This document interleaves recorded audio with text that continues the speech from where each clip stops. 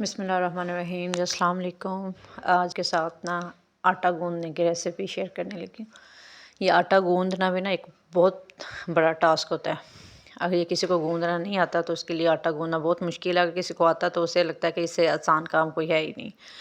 آج کل تو بڑے کافی مشینیں آ گئی آٹا گوندنے والی بھی، روٹیاں پکانے والی، پیڑے کرنے والی، لیکن جو مزہ ہاتھ سے آٹا گوندنے کا اور فائدہ ہاتھ سے آٹا گوندنے کا، اس سے تو آج کل کی جو نیو جنریشن ہے وہ تو واقف ہی نہیں ہے۔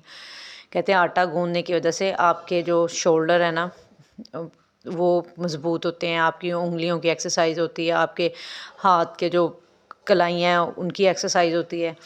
تو اس سے جو آٹا گوندنے والی جو لیڈیز ہوتی ہیں نا ان کے بازو جو ہوتے ہیں نا وہ پاورفل ہوتے ہیں، ان میں طاقت آتی ہے آٹا گوندنے سے۔ لیکن آج کل لوگ جو ہے مشینوں میں ڈال کے فٹافٹ گوند کے فارغ ہو جاتے ہیں، تو اسی لیے نیو جنریشن کی کمزوریاں بھی کافی آ گئی ہیں، کیونکہ ہر کام مشین سے کرنے سے نا انسان میں وہ کے جسم میں وہ طاقت نہیں رہتی۔ مجھے نا آٹا گوندنا بہت ہی پسند تھا بچپن سے ہی آٹا گوندنے کا بہت شوق تھا، کیونکہ جب میری امی آٹا گوندتی ہوتی تھی نا، جب میں چھوٹی تھی تو میں امی کے پاس بڑے شوق سے بیٹھ جانا، امی کو کہنا ماما امی جب آپ آٹا گوندنے لگیں گی نا تو مجھے ضرور آواز دے دینا۔ تو میں نا امی آٹا گوندتی تھی تو میں امی کے پاس بیٹھ کے دیکھتی رہتی تھی امی کیسے کرتی، پھر امی سے کہنا ماما امی میں نے اینڈ پہ نا میں مکیاں بھی دینی ہیں، تو امی نے کہنا نہیں چلو جاؤ پہلے ہاتھ دھو کے آؤ۔ پھر میں نے ہاتھ دھو کے آنا، پھر امی کے ساتھ اینڈ پہ جب آٹا بالکل گوندا جاتا ہے نا تو اس کے اندر میں نے ہاتھ مارنے، تو مجھے اتنا مزہ آنا، میں نے کہا مجھے بڑا مزہ آتا ہے آٹا گوندنے کا۔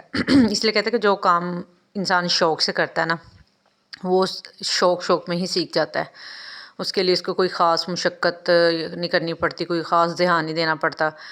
تو اس لیے آج کل نا بچیوں پہ انسان اگر کہ تم آٹا گوندو تم روٹیاں پکاؤ، اور آگے سے وہ کہے کہ نہیں میرا دل نہیں کر رہا، تو اگر آپ نیو جنریشن سے نا کوئی بھی کام آپ زبردستی نہیں کروا سکتے، تو اس کے لیے آپ کو پیار اور تھوڑے صبر سے کام لینا پڑے گا، کیونکہ جب آپ کسی کو زبردستی کام کرواتے ہو تو اس سے چڑ جاتا ہے، پھر وہ کام کرنا چھوڑ دیتا ہے۔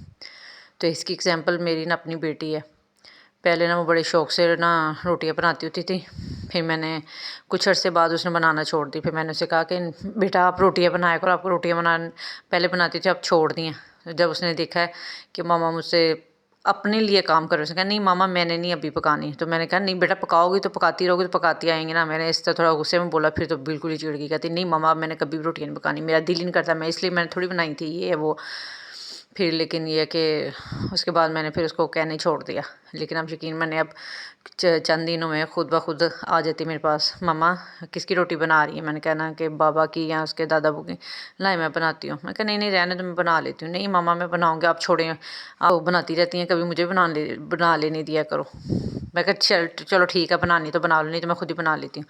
اس طرح کر کے نا تو وہ بڑے شوق سے اس نے بڑی اچھی روٹی بنائی اپنے بابا جی کی، اپنے بابا کی۔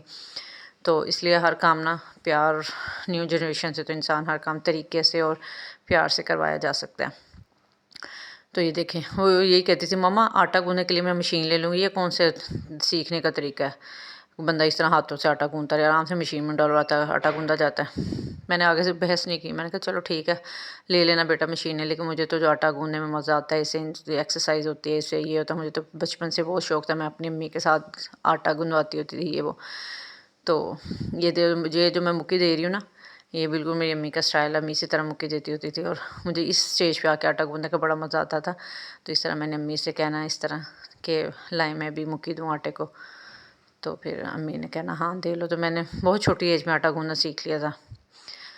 آپ گیس کریں گے کہ میں نے کتنی ایج میں آٹا گوندنا سیکھ لیا تھا؟ میں تھی تب تقریباً 3 یا 4 کلاس میں ہوں گی جب میں نے آٹا گوندنا سیکھ لیا تھا، اور تب سے لے کے آج تک، شادی سے پہلے بھی جب میری مجھ سے بڑی سسٹر تھی نا تو ہماری گھر میں کام کرنے کی باری امی نے لگائی نا، تو میں نے کہا میں نے آٹا گوندنا ہے، آٹا گوندنے کی ڈیوٹی میری ہوتی تھی، اور گھر میں اگر چاول پکنے ہوتے تھے تو اس کی بڑی سسٹر کی ہوتی تھی۔